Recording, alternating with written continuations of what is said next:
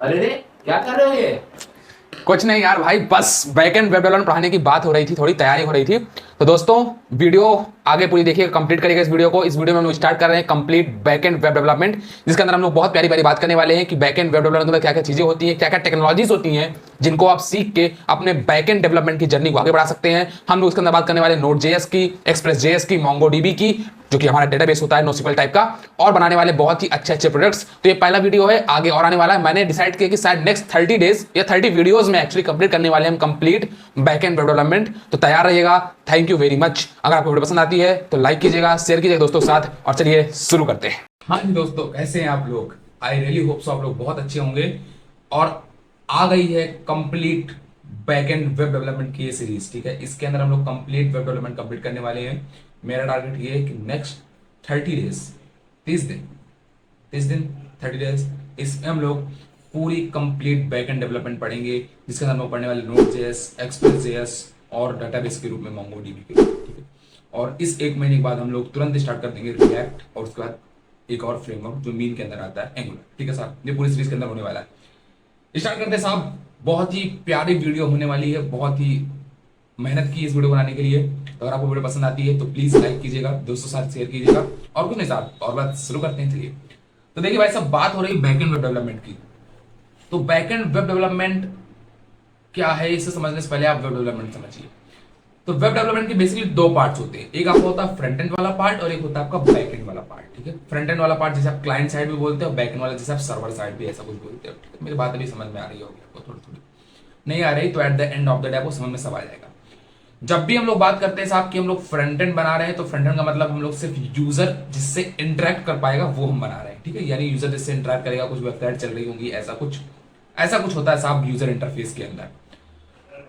हाँ, काफी अच्छी बात है। यूजर इंटरफेस के अंदर ऐसी सारी बातें आती हैं, यूजर इंटरफेस जिसमें यूजर इंटरेक्ट कर सकता है, ठीक है। फ्रंट एंड डेवलपमेंट की जब भी बात आती है, इसका मतलब साहब यूजर इंटरफेस जो आपका, जिससे यूजर इंटरेक्ट कर पाएगा, जिसके अंदर हम लोग बेसिकली पढ़ते हैं एचटीएमएल, सीएसएस, जावास्क्रिप्ट। अच्छा, आपने फ्रंट एंड पढ़ लिया। अब बात आती है कि साहब ये जो आपने डेटा बनाया है, आप ये जो डेटा भर रहे थे, ये कहाँ स्टोर होगा, ठीक है। ये वेबसाइट हमारे सिस्टम में है, इसको और कोई अपने सिस्टम में ओपन करना चाहता है तो कैसे ओपन होगी दूसरे सिस्टम्स में, ठीक है। मतलब कुल मिलाकर सर्वर में कैसे जाएगी सीधे, ये सारी चीजें होती हैं। और जावास्क्रिप्ट को हम कैसे रन कर सकते हैं अपने सिस्टम में, ताकि हम सर्वर वगैरह कुछ क्रिएट कर सके, ठीक है। तो ये सारी बातें आती है। जब हमको जावास्क्रिप्ट टाइप से सारी चीजें करनी होती है, तब हम लोग पढ़ते हैं फिर साहब नोड.js, एक्सप्रेस.js, ठीक है सर। अभी इन सब के बारे में बहुत ही आगे चल के अच्छी बात करने वाले, इतना समझते रहिए बस।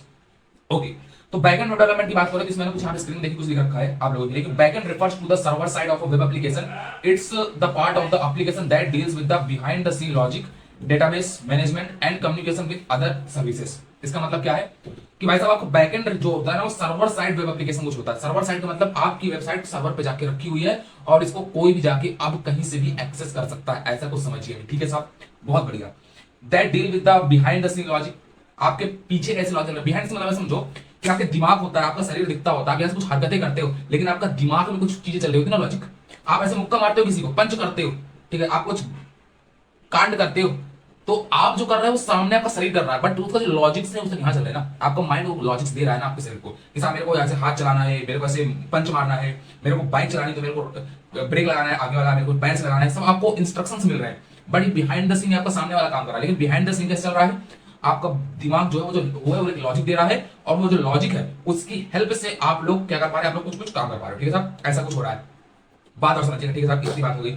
डेटाबेस मैनेजमेंट सिस्टम मतलब क्या होता है साहब, बैकएंड के अंदर जब भी बात आती है, तो देखिए आपने एक वेबसाइट बना दी, जैसे आपने इंस्टाग्राम देखा होगा, जब भी आप इंस्टाग्राम में अपनी आईडी बनाते हैं तो आप उसमें ईमेल आईडी देते हैं, मोबाइल नंबर देते हैं, इसके बाद आप कुछ पासवर्ड रखते हैं, जैसे आपकी यूजर आईडी और पासवर्ड बनता है। इसका जब आप उसके अंदर जाते हैं तो आपको पहले डीपी में फोटो मांगता है, देन डीपी के तौर पे इसको आप लगाते हैं, आप उसमें कुछ अबाउट लिखते हैं, अपनी कुछ पहले पोस्ट डालते हैं, कुछ लोगों को फॉलो करते हैं, आप लॉग आउट करते हैं। उसके बाद जब लॉग इन करते हैं तो आप पासवर्ड डालते हैं और आप अपना यूजर आईडी डालते हैं, यूजर आईडी पासवर्ड डालते हैं, आपकी आईडी लॉग इन हो जाती है। ये यूजर आईडी में पासवर्ड कहाँ जाके सेव हुआ और उसने कैसे चेक किया कि ये यूजर था, इसे हम लोग बेसिकली यूजर ऑथेंटिकेशन बोलते हैं कि सेम यूजर था, उसने उसके अंदर लॉगिन कराया, अगर सही पासवर्ड यूजर आईडी है, इसके बाद वहां पहुंचे और आपको वही डीपी वही पोस्ट आपको मिलती जा रही है, आपको उसमें पता चला कितने कमेंट्स हैं, कितने लाइक्स हैं, और वो अगर आप लाइक करते जा रहे हैं तो वो लगातार लाइक इंक्रीज होते जा रहे हैं, आपके रियल टाइम अपडेट होते जा रहे हैं, कमेंट्स होती जा रही है। आप 10 साल बाद भी आके इंस्टाग्राम अपने अकाउंट ओपन कर रहे हैं, अगर आप डिलीट नहीं की पोस्ट को, तो आपकी पोस्ट वही मिलेगी। ये कैसे हो रहा है? अगर आपने सब फ्रंट एंड बनाया है तो आपको पता होगा, ऐसा तो होता नहीं। जैसे हम रिफ्रेश करते थे आपका पूरा डाटा हट जाता था, आपका डाटा हट जाता था, आपने देखा होगा। अगर आप कोई फॉर्म फिल कर रहे थे, आपका डाटा हट जाता था रिफ्रेश करते हुए, आपको परमानेंटली सेव नहीं हो रहा था। आप कोई चीज जैसे आप जाते हैं Amazon के अंदर, आप कार्ट होता है उसमें जैसे कोई चीज ऐड करते हैं, उसका जैसे रिफ्रेश करते हैं फ्रंट एंड के अंदर, तो आपकी वो चीज हट जाती थी, वो सेव क्यों नहीं होती थी? क्योंकि वहां पे आपका कोई भी बैकएंड पार्ट नहीं होता, यानी आपका डेटाबेस नहीं होता। डेटाबेस का मतलब जहां पे आपका इंफॉर्मेशन आके स्टोर हो रही है और जब आप उसको मांग रहे हैं तो एक्सेस करके आपको वापस दे रही है। ये सारी चीजें होती है आपके बैकएंड पार्ट के अंदर, ठीक है। तो सर्वर साइड का मतलब ये कि आपकी वेबसाइट कहीं पड़ी हुई, आप अपने गूगल क्रोम को ओपन कर रहे हैं, गूगल क्रोम ओपन करते हैं, सर्च करें www.youtube.com, और जैसे ही आप ओपन कर रहे हैं तो आपके सामने एक यूजर इंटरफेस आता है। होता क्या है, ब्राउजर आपका जो होता है वो रिक्वेस्ट भेजता है सर्वर के पास, और सर्वर देखता है ओ भाई साहब हाँ क्या www.youtube.com, हाँ ठीक है अच्छी बात मेरे पास है, उसने रिस्पॉन्स के तौर पे दे दिया और आपको आपकी क्लाइंट साइड आके दिखने लगी। तो ये डिफरेंस होता है क्लाइंट साइड और सर्वर साइड में, ठीक है। सभी क्लाइंट साइड होती है, सर्वर साइड होती है। क्लाइंट साइड मतलब जो सामने आप देख रहे हो, जिससे आप इंटरेक्ट कर रहे हो, और सर्वर साइड मतलब जहां से आपने रिक्वेस्ट भेजी और उसके बाद आपसे जहां से रिस्पॉन्स आया, ऐसा कुछ, ठीक है साहब, बहुत बढ़िया। अब बात आता है इसमें लिखा मर्न वर्सेस मीन। अच्छा, मर्न वर्सेस मीन के ऊपर मैंने एक वीडियो बना दिया है शॉर्ट, उसमें आपको अभी आई बटन पे लिंक मिल जाएगी, और आपको समझ नहीं आता तो आप उसको देख सकते हैं। बट तो समझ लो कि मर्न और मीन में इतना डिफरेंस होता है कि साहब इसके अंदर एक होता है रिएक्ट और एक होता है एंगुलर। अभी मर्न का फुल फॉर्म समझ लो, एम का मतलब मोंगोडीबी, ई का मतलब एक्सप्रेस जेएस, आर का मतलब रिएक्ट जेएस, और एन का मतलब नोड जेएस। ओके भाई साहब, और मीन का मतलब मोंगोडीबी, एक्सप्रेस जेएस, एंगुलर, और आपका आता है लास्ट में नोड जेएस, ठीक है साहब। इतना समझ में आ गया हमको, कुछ बेसिक समझ में आ गया, वेरी गुड। मन और मेन हमको डिफरेंस समझ में आ चुका है काफी अच्छे तरीके से। हाँ भी और अच्छे तरीके से समझ में आएगा जब हम आगे भी चीजें पढ़ेंगे कि मोंगोडीबी क्या होती है, ठीक है ठीक है। ये NoSQL टाइप का डेटाबेस होता है, समझ लीजिए, जहां हम डाटा वगैरह स्टोर करते हैं, ठीक है। एक्सप्रेस जेएस क्या होता है, बैकएंड का फ्रेमवर्क बोल सकते हैं, हाँ बैकएंड का फ्रेमवर्क होता है। और रिएक्ट जेएस क्या होता है, लाइब्रेरी होती है, फ्रेमवर्क होता है। जब हम रिएक्ट जेएस पढ़ेंगे तो इसके बारे में बात करेंगे बहुत सारी तरीके से। एन मतलब नोड जेएस, जो कि आपका होता है जावास्क्रिप्ट रन टाइम एनवायरनमेंट, कोई लाइब्रेरी या कोई फंक्शन नहीं, ठीक है। इसके अंदर बहुत सारी लाइब्रेरीज मिलेंगी, इसके अंदर बहुत सारे मॉड्यूल्स मिलेंगे नोड जेएस के अंदर, बट ये आपका क्या होता है, जावास्क्रिप्ट रन टाइम एनवायरनमेंट होता है। वेरी गुड, आगे चलते हैं, आगे अपने स्टेप और आगे बढ़ाते हैं। अब लिखा व्हाट इज नोड जेएस। मैं बताया कि नोड जेएस का मतलब होता है साहब JavaScript run time environment that allows to build server side and network application using JavaScript. वही सर्वर साइड का मतलब आप सर्वर पे अपनी वेबसाइट को क्रिएट कर पा रहे हैं, ताकि मैं अगर यहाँ पे कानपुर में बैठा हूं, अगर मुझे अपनी वेबसाइट को एक्सेस करना है तो मैं एक्सेस कर सकता हूं। अगर मैं दिल्ली में बैठा हूं तो अगर मुझे वहां से अपनी वेबसाइट को एक्सेस करना है तो अपनी वेबसाइट को एक्सेस कर सकता हूं। कैसे एक्सेस कर सकता हूं, सर्वर के हेल्प से। मैं क्रोम पे जाकर सर्च करता हूं, मेरा जो क्रोम है वो सर्वर को रिक्वेस्ट भेजता है, सर्वर उसको देखता है, हाँ भाई मेरे को मिल गई ये चीज मांग रहा है, उसने रिस्पॉन्स करता है, क्लाइंट साइड के ऊपर आती है। जब होम बटन पे आप क्लिक करते हैं होम का पेज आ जाता है, अबाउट क्लिक करते हैं अबाउट पे, कांटेक्ट पे, तो ये सारी रिक्वेस्ट जारी होती हैं और उनको सर्वर रिस्पॉन्स के तौर पे दे रहा होता है, और आपके वेब ब्राउजर पे सारी चीज दिख रही होती है, ठीक है साहब। ये बहुत ही बेसिक चीज होती है, बेसिक बात होती है, ठीक है। आगे बढ़ते हैं। इसके बाद हम लोग को बोल रहा है कि सर क्लाइंट साइड और सर्वर साइड में होता है। क्लाइंट साइड और सर्वर साइड क्या होती है? क्लाइंट साइड का मतलब बेसिकली मींस वही होता है कि आपकी क्लाइंट साइड का मतलब आपको जो दिख रही है सर्वर साइड, पता नहीं, ठीक है। Install Node.js. नोड.js आपको इंस्टॉल करना है अपने वेबसाइट पे, सॉरी अपने सिस्टम पे, ताकि आप जावास्क्रिप्ट की शक्तियों का यूज करके आप अपने बैकएंड में कुछ कोड लिख सको और उसका आंसर और उसका आउटपुट देख सको। वेरी गुड, हाँ ठीक है, समझ में आ रहा है, कुछ तो समझ में आ रहा है। डाउनलोड कैसे करेंगे? वैसे मैंने इसका एक शॉर्ट वीडियो बनाया हुआ है नोड.js इंस्टॉलेशन का और डाउनलोड करने का, तो अगर मैं इसकी आई बटन पे लिंक दे दूंगा, आप जाकर उसको देख सकते हैं, और उसकी लिंक मैं डिस्क्रिप्शन में दे दूंगा, वहां से जाकर आप देख सकते हैं वीडियो को और सीख सकते हैं कैसे नोड.js वगैरह इंस्टॉल करना है, डाउनलोड करना है, ठीक है। बट अगर मैं सिंपल से बताता हूं कैसे डाउनलोड करना है, तो कुछ नहीं करना, आपको अपने क्रोम ब्राउजर पे जाना है, ठीक है। क्रोम ब्राउजर पे जाना है या किसी ब्राउजर पे जा सकते हैं जो भी आप यूज करते हैं, वहां पे आपको सिंपल जाकर सर्च कर देगा नोड.js। जैसे आप नोड.js सर्च करेंगे तो आपके सामने पहली वेबसाइट node.js.org की जो है वो आपकी ओपन हो जाएगी, जो कि ऑफिशियल वेबसाइट है नोड.js की। यहां जाएंगे तो आपको लिखेगा Node.js is open source cross platform JavaScript runtime environment, जो आपको बताया, ठीक है। ये क्या होता है साहब, ये इसमें दो वर्जन आपको देखने मिलेंगे, एक मिलेगा LTS, एक मिलेगा करंट। LTS मतलब होता है लॉन्ग टर्म सपोर्ट, मतलब इसकी हेल्प से आप जावास्क्रिप्ट अपने सिस्टम में रन कर सकते हैं। बट साहब LTS करंट क्या है? LTS मतलब आपका लॉन्ग टर्म सपोर्ट, और इसमें होता है आपका करंट मतलब करंट वर्जन चल रहा था, हमको कौन सा इंस्टॉल करना है? LTS वाला। क्लिक करेंगे, इसका जैसे आप क्लिक करेंगे इस पे, वन सेकंड, ओपन हो जाओ, ठीक है। आपका ये इंस्टॉल होना स्टार्ट हो जाएगा, ठीक है, और ये आपका इंस्टॉल हो जाएगा। जैसे इंस्टॉल होगा इसको आप ओपन करेंगे, इंस्टॉल करके डाउनलोड हो गया, डाउनलोड में जैसे इसको आप ओपन करेंगे, ओपन करो, ठीक है। इसके बाद आपको करना है नेक्स्ट, उसके बाद आपको, ठीक है, मेरा चूंकि ऑलरेडी इंस्टॉल था तो मेरे को वापस नेक्स्ट कर देना है, यहाँ पे मुझे क्लिक कर देना है, नेक्स्ट कर देना है, और चेंज करके बस अभी ऑटोमेटिक इंस्टॉल स्टार्ट, ठीक है। क्योंकि मेरे में ऑलरेडी इंस्टॉल था तो ऐसी प्रोसेस हुई, बाकी सेम प्रोसेस रही, सबसे नेक्स्ट करते जाना, यहाँ पे टिक है वहाँ पे टिक कर देना, ठीक है। लाइसेंस वगैरह एग्रीमेंट वगैरह मांगे उसको आप टिक कर देगा, ठीक है, फिनिश कर देना आपको, और ये आपका हो जाएगा, ठीक है। अभी एक मांगेगा प्रेस एनी की टू कंटिन्यू, आपको यहाँ पे कोई प्रेस की कर देनी है और आपका कंटिन्यू हो जाएगा, ठीक है sir. It will take some time, ये थोड़ा सा टाइम लेता है, ठीक है, थोड़ा सा आपका टाइम लेता है, ओके।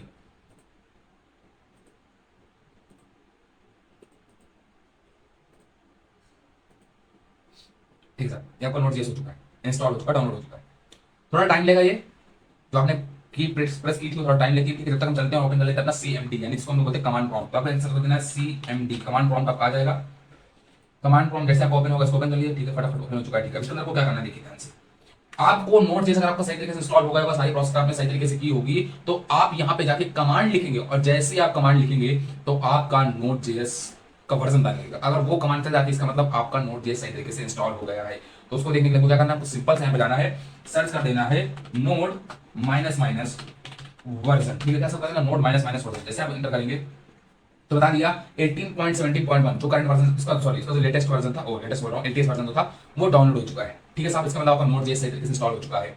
अब देखिए आप लोगों को इस कोर्स में फोल्डर बनाना आप सबको आता होगा, राइट क्लिक करते हैं, अपनी फोल्डर बनाते हैं, इसका राइट क्लिक करते हैं, ओपन विद कोड करते हैं, और वीएस कोड में वो जो बहुत गर्मी पड़ रही है सॉरी, तो वो आपका जो होता है वो आपका फोल्डर वीएस कोड में बन जाता है। बट इन दिस सीरीज हम लोग आप टर्मिनल के माध्यम से नेविगेट करना सीखेंगे कि आप टर्मिनल से कैसे नेविगेट कर सकते हो और कैसे फोल्डर वगैरह बना सकते हो। तो बहुत ही सिंपल तरीका होता है, बहुत ही सिंपल समझ कमांड है। अगर आपको टर्मिनल बेस नहीं आता ना, आपको कमेंट कर देना, मैं एक सेपरेट वीडियो बना दूंगा टर्मिनल के ऊपर, टेंशन बिल्कुल नहीं लेना। ठीक है, सबसे पहले मैं क्या करूंगा, देखो मुझे ओपन करना है, मैं बता रहा हूँ। आपको सबसे पहले है आपको एक फोल्डर बनाना है। फोल्डर बनाने के आपको कोई नहीं होता, आपको कमांड लिखनी होती है mkdir। ठीक है, इसके बाद मैं यहां पे लिख रहा हूं नोड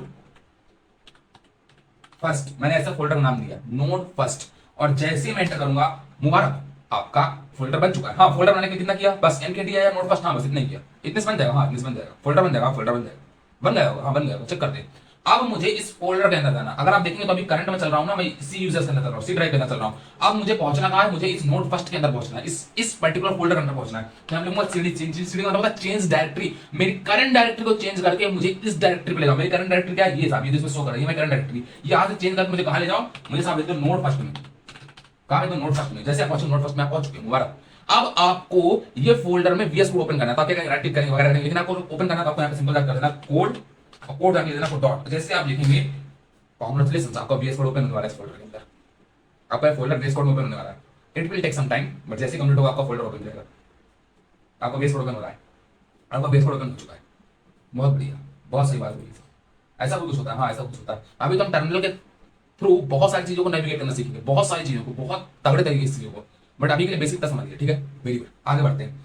हमको अब क्या करना है, हम अपनी चलते सीधे तरफ हमको क्या पढ़ना था, ठीक है हमने पढ़ लिया नोड.js क्या होता है, ठीक राइट नोड.js पर write some code and run it via node JS, मतलब हमको कुछ कोड लिखना है और उसको नोड.js की हेल्प से रन करना है अपने सिस्टम पे। अभी तक हम ब्राउजर पे रन करते थे ना, ब्राउजर पे आउटपुट देखते थे console.log करके, इंस्पेक्ट करके कंसोल देखते थे ब्राउजर पे, लेकिन अब हमको सब उसका जो आउटपुट है वो अपने को अपने टर्मिनल पे देखना है, अपने सिस्टम पे देखना है। कैसे देखिए, चलिए देखते हैं, करते हैं। पहला प्रोग्राम लिखते हैं और उसको रन करते हैं, पहला प्रोग्राम लिखते हैं एंड रन करते हैं। ठीक है साहब, बिल्कुल ओपन किया, हम पहला फोल्डर यहाँ पे बना, पहले फाइल बना रहे हैं, फाइल बना रहे हैं, ठीक है फाइल बना रहे हैं, फाइल बना रहे हैं हम लोग। हम इसका नाम देते हैं, मान लीजिए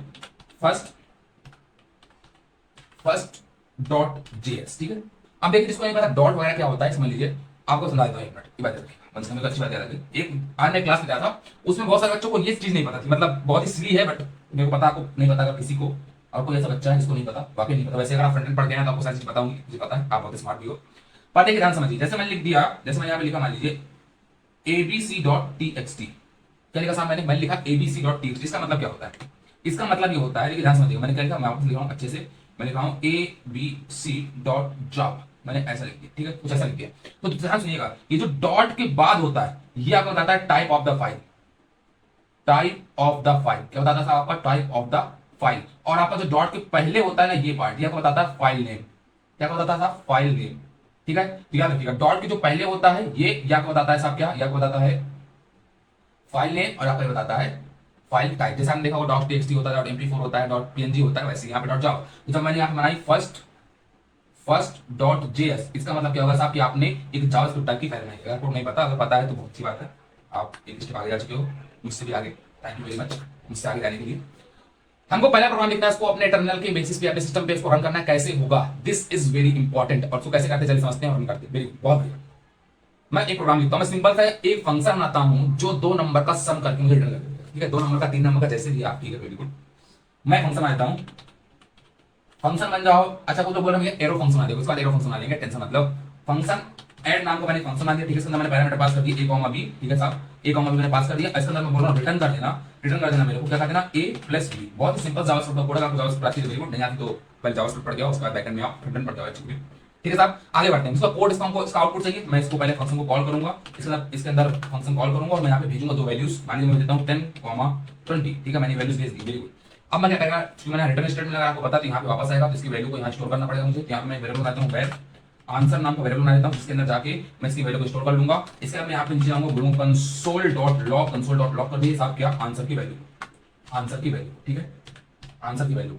अब मैं क्या करूंगा, जाके इसको यहाँ पे देखिए, यहाँ पे 3 डॉट दिख रहा है ना, 3 डॉट पे क्लिक करिएगा। देखिए डॉट का लाइफ में बहुत इंपॉर्टेंस है, और अगर आप डॉट के इंपॉर्टेंस को समझ नहीं पा रहे हैं, मतलब आप बहुत कुछ मिस करते हैं और बहुत कुछ मिस करवा रहे हैं, तो प्लीज डॉट के बात को समझिएगा। ठीक है, तो यहाँ से जाएंगे टर्मिनल, टर्मिनल को करेंगे न्यू टर्मिनल, न्यू टर्मिनल आपका ऐसे क्या हो जाएगा साहब, ओपन हो जाएगा। टर्मिनल आपका ओपन हो चुका है, मुबारक हो, टर्मिनल ओपन हो चुका है। आपकी सेम फोल्डर में खुली हुई, यहाँ पे आपको जाके नोड लिखना है। आप इसका आउटपुट कैसे करेंगे, फाइल को रन कैसे करेंगे, नोड। इसके बाद आप लिखेंगे, आपने बनाया फर्स्ट, आप एफ लिखेंगे और जैसे टैब प्रेस करेंगे तो ऑटोमेटिक कंप्लीट हो जाएगा। ठीक है, आप ये भी समझेंगे dot slash, dot dot slash, forward slash कैसे क्या होती है इसके अंदर। ठीक है, ये डायरेक्टरी वगैरह एक्सचेंज करने का काम आती है, कॉपी समझेंगे अभी हम। ठीक है सर, हम पाएंगे इंटर और 30 आउटपुट मिल चुका है। कॉन्ग्रेचुलेशन, आपका पहला कोड नोट जेएसपी से रन हो चुका है। इसी बात पे आप लोग चैनल को सब्सक्राइब कर लीजिए। ठीक है साहब, तो आपका ये काम हो चुका है। अब बढ़ना है हमको एक स्टेप और आगे, एक स्टेप और आगे जाना है हमको, कुछ और जावास्क्रिप्ट के कोड लिखने हैं। ठीक, कुछ और जावास्क्रिप्ट के कोड लिखने हैं और समझना है कि इसको कैसे हम लोग इसका आउटपुट देख सकते हैं एक्चुअली में। ठीक है, बहुत बढ़िया बात बोली, बहुत बड़ी बात बोली, थैंक यू वेरी मच, मजा आ गई। ठीक है, आगे देखो, मैं कुछ और भी कोड लिखने वाला हूँ। ठीक है, मैं देखो, मैं चाहता हूँ कि मैंने यहाँ से जो वैल्यू भेजी थी ना, मैंने एक वीडियो बनाया था स्प्रेड वर्सेस रेस्ट ऑपरेटर का, उसका यहाँ पे रिवीजन भी कर लेंगे फटाफट से। जैसे मान लीजिए मैं यहाँ पे एक वैल्यू बना लेता हूँ, एक अरे बना लेता हूँ ARR नाम का, इसके अंदर मैं वैल्यू पास कर देता हूँ 1, 2, 3, 4, 5। ठीक है, मैंने बना दिया अरे। मुझे इन सारी वैल्यूज का सम चाहिए, तो कुछ लोग बोल सकते हैं ये काम करो आई लूप लगा दो। अच्छा ठीक है, कुछ लोग बोलेंगे भैया एक काम कर दो फॉर लूप लगा कर सकते हो। ठीक, कुछ लोग बोलेंगे फॉर ऑफ लूप लगा दो। ठीक, बहुत सही। मैं चाहता हूँ मैं फंक्शन के जैसे मैंने रिटर्न स्ट्रिंग लगाया ना, ऐसे मैं इसका सम कैसे होगा भैया। ठीक है, चलो यहाँ पे 1, 2, 3, 4, 5 वेरिएबल, तो यहाँ पे मैं 5 वैल्यू करता हूँ। ठीक है, C, D, E। अच्छा भैया यहाँ तक हो गए। अच्छा आगे बताइए, तो यहाँ पे मुझे पसंद करा, यहाँ पे बोलूंगा A प्लस B हो चुका है, C plus D plus E। ठीक है भैया, हो गया। अगर मैं यहाँ पे दो वैल्यूज की जगह, मैं जो दो वैल्यूज मैंने भेजी इसकी जगह अगर मैं अरे भेज दूं, ARR में भेज रहा हूं, तो क्या इसका आउटपुट हमको मिलेगा। ठीक है, तो मैं यहाँ पे लिख देता हूँ नोड, इसके बाद लिख दूंगा फर्स्ट। ठीक है, ओके, ये तो कुछ बहुत अजीब सा आ गया, 1, 2, 3, 4 सुपर अनडिफाइंड, पता नहीं क्या क्या लिख के आ गया। ये सब क्या होता है भाई साहब, ये क्या होता है भाई साहब, क्योंकि यहाँ आपने एक्सेप्ट किए सिंगल वैल्यूज और यहाँ से आपने पूरा का पूरा अरा भेज दिया है। तो ये साहब कुछ गड़बड़ करता है। क्या करता है, सिंगल वैल्यू को एक एंटिटी तक लेगा, देखिए 1, 2, 3, 4, 5, 1, 2, 3, 4, 5 इसने यहाँ तक लिया। उसका जो अगली वैल्यू उसने सुपर अनडिफाइंड जो भी इसने करना था 5, उसका सॉरी अनडिफाइंड ऐसा कुछ लिखने लगता है। अगर आप जाकर पढ़ के आपको पता होगा। तो अब अगर मुझे ऐसा कुछ करना है, इसको सॉल्व करना, तो मैं कहता हूँ सिंपल सा मैं यहाँ से लगा दूंगा स्प्रेड ऑपरेटर। ये क्या करेगा साहब, ये हमारे अरे को सिंगल वैल्यू में चेंज करके भेज देगा। तो यहाँ पे लिखूंगा, अगर मैं नोड ऐसा लिखता हूँ, सॉरी 1 सेकंड, सी टाइप हो गई। ठीक है, नोड लिखेंगे, नोड के बाद मैं लिखूंगा फर्स्ट और फिर रन करूंगा, तो अब मेरे को 15 आंसर आना चाहिए था। सही यार, इसका यही होगा आंसर। ये आपको होता है स्प्रेड ऑपरेटर जावास्क्रिप्ट का। तो अगर आप स्प्रेड और रेस्ट ऑपरेटर पढ़ के नहीं आए तो आप जल्दी जाके पढ़ सकते हैं, ऊपर आई बटन में आपको वीडियो मिल जाएगा और नीचे उसकी लिंक भी मिल जाएगी। आगे बढ़ते हैं। ठीक है, आगे बढ़ते हैं लोग, और अब हमको पढ़ना है व्हाट इज मॉड्यूल। तो मॉड्यूल क्या होता है, इसके ऊपर अगली वीडियो आएगी। अगर आपको वीडियो पसंद आती है तो इसको लाइक कीजिएगा, शेयर कीजिएगा दोस्तों के साथ। Thank you very much. Next video में हम लोग पढ़ेंगे, क्या पढ़ेंगे, सब मॉड्यूल के बारे में और एनपीएम वगैरह पढ़ेंगे और अपना फर्स्ट सर्वर क्रिएट करेंगे नोड.js के से। तब तक के लिए good luck, thank you very much.